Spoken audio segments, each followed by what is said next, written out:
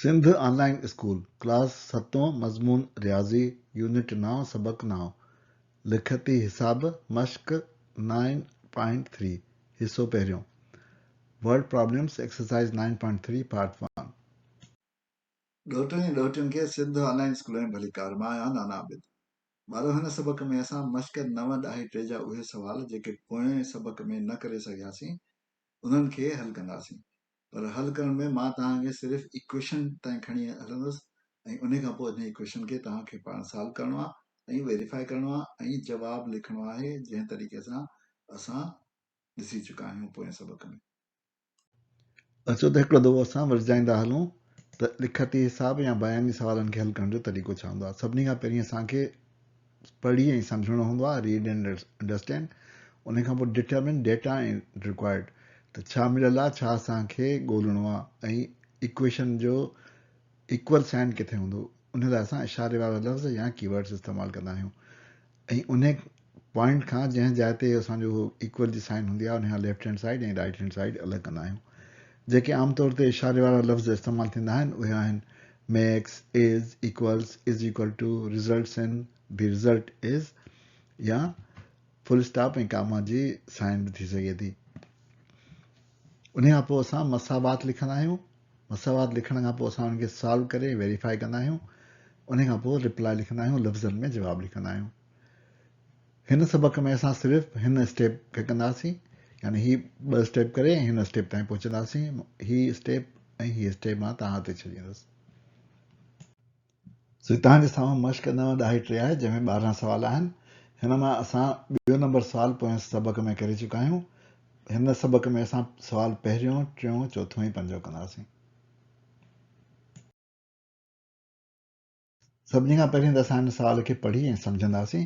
Aslam had ₹35 in his pocket. He purchased 3 pencils. Still, he has ₹5 in his pocket.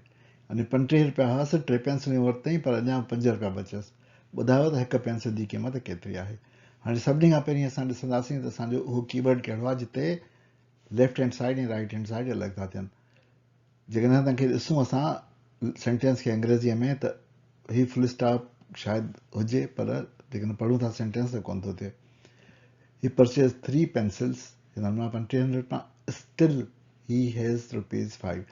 जेको still आहे लफ़्ज़ ऐं सिंधीअ में अञा बि जेको लफ़्ज़ आहे उहो लफ़्ज़ हिन सेंटेंस खे ॿिनि हिसनि में विराए थो, यानी असां वटि लेफ्ट हैंड साइड ऐं राइट हैंड साइड अचनि था।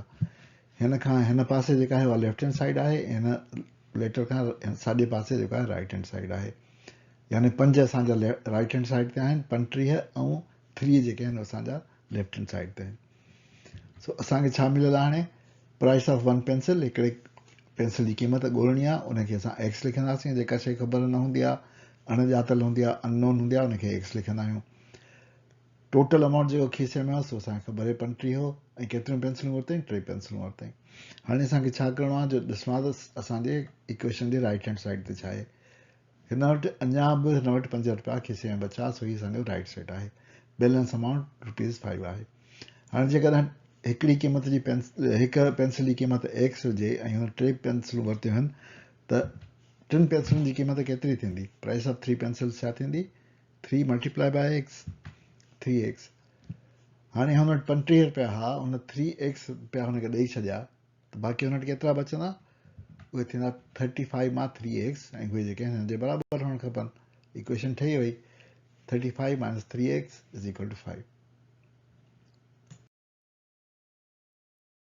The length of room is 1.5 meter more than its breadth या width. If the perimeter of the room is 63 meters, find the length and breadth of the room. कमरे जी drag waker खां 1.5 metre वधीक आहे। जेकॾहिं कमरे जो पेरीमीटर 63 आहे त कमरे जी ड्रेग ऐं वेकर ॻोल्हणी आहे। सो सभिनी खां पहिरीं असां ॾिसंदासीं त असांखे मिलियल छा आहे, ऐं तसवुरु करण लाइ असां उनखे शिकिल ठाहींदासीं। सो असां हिकिड़े कमरे जी मुस्ततील कमरे जी शिकिल था ठाहियूं, जंहिंमें उनजी विड्थ ऐं लेंथ ई आहिनि। विड्थ जेकॾहिं असांखे ख़बर न आहे, जेका वाक़ई ख़बर न आहे, उहा एक्स आहे, त उनजी लेंथ जेका आहे उनखां 1.5 मीटर वधीक आहे, यानी उहा एक्स प्लस 1.5 आहे। सो असांखे हाणे छा ख़बर आहे त विड्थ ऑफ रूम एक्स आहे, length of room x plus 5 आहे। हुन खां पोइ असां ॾिसूं था त असां वटि हिन में कीवर्ड कहिड़ो आहे। कीवर्ड जेको आहे उहो असांजे सेंटेंस खे ॿिनि हिसनि में विराईंदो, असांखे लेफ्ट हैंड साइड ऐं राइट हैंड साइड इक्वेशन ॾींदो। उहो असांजो आहे जेकॾहिं या इफ बी। हिन पासे लेफ्ट हैंड साइड आहे, हिन पासे हिन खां राइट हैंड साइड आहे। सो राइट हैंड साइड असांजी थींदी पेरीमीटर जेको आहे उहो असां वटि 63 मीटर आहे, उहो असांजी राइट हैंड साइड थींदी। हाणे जेकॾहिं रूम जी विड्थ एक्स हुजे, लेंथ एक्स प्लस 1.5 हुजे त पेरीमीटर कीअं कैलकुलेट कबो आहे? पेरीमीटर असांजो हूंदो आहे ट्वाइस विड्थ प्लस लेंथ, यानी सभई साइडूं जोड़ करणियूं हूंदियूं न, यानी हीअ विड्थ लेंथ वरी हीअ विड्थ ऐं हीअ लेंथ, यानी ॿ दफ़ा विड्थ ऐं ॿ दफ़ा लेंथ जोड़ थींदियूं आहिनि।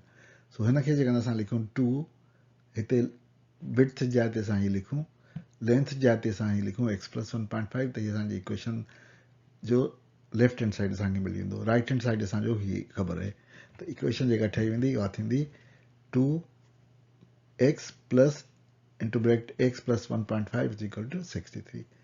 हिन इक्वेशन खे तव्हां पाण सॉल्व करे सघो था।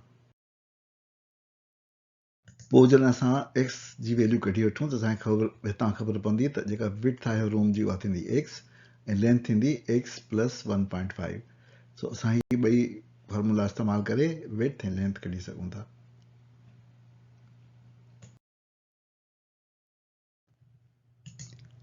Question 4. The perimeter of triangle ABC is 11 centimeter. Side AB and BC differ in length by 1 centimeter and side AC and BC differ in length by 3 centimeter. Find the length of each side. सभिनी साइडुनि जी length ॻोल्हणी आहे। सभिनी खां पहिरीं असां हिनखे सम्झण लाइ अचो त असांजो त्रिकुंडो ठाहे ॾिसूं। सो असां त्रिकुंडो ठाहियो ABC, उन में जेको BC आहे उहो AB खां वॾो आहे 1 सेंटीमीटर। जेकॾहिं AB x हूंदो त असांजो BC हूंदो x प्लस 1, ऐं उन खां पोइ असांखे ख़बर आहे त AC जेको आहे उहो BC खां, यानी हिन BC खां 3 सेंटीमीटर वॾो आहे। उनजे करे AC जेको हूंदो BC यानी x प्लस 1 ऐं प्लस 3 हूंदो। सो अहिड़ी तरह असांखे टिनी साइडुनि जी लेंथ मिली वई AB, BC ऐं AC, जंहिंमें x अननोन आहे, x असांखे ॻोल्हणो आहे। हाणे अचो त असां हिन त्रिकुंडे जी ॿी साइड खे ॻोल्हियूं त असांजी हिन इक्वेशन जी राइट हैंड साइड छा थींदी। लेफ्ट हैंड साइड असां हिन मां कढी वठंदासीं। सो उन लाइ असां ॻोल्हींदासीं कीवर्ड जेको आहे हिन में, हिते फुल स्टॉप आहे ऐं हिते जेको आहे उहो अधु दम जो निशान आहे। सो इहो असांजो कीवर्ड आहे। इन जे राइट साइड ते 11 जो अदद आहे, उहा जी पेरीमीटर आहे।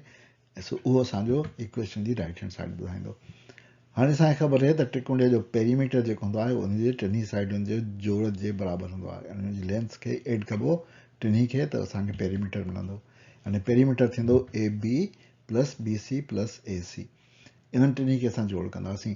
सो इन्हनि जी ही वैल्यूज़ जेके मथे असां कढियूं उन्हनि खे जेके अननोन वैल्यूज़ आहिनि उन्हनि खे रखंदासीं त असांखे मिलंदो x प्लस 1 ऐं ॿी ब्रैकेट में x प्लस 1 ऐं प्लस 3। हिन खे जेकॾहिं सादो कंदासीं त उहो थींदो 3x प्लस 5। सो हाणे 3x प्लस 5 हिन 11 जे बराबरि हुअणु खपे। उहा असांजी इक्वेशन आहे 3x plus 5 is equal two 11। उन खां पोइ असांखे जेकॾहिं टई साइडूं कढणियूं आहिनि त असांखे x मिली वेंदी। उन में हिकु जोड़ कंदासीं त ॿी साइड मिलंदी। उन में वरी जेको जवाबु ईंदो उन में 3 ॿिया जोड़ कंदासीं त असांखे टी साइड मिलंदी। सो अहिड़ी तरह असांखे सभई साइडूं मिली वेंदियूं।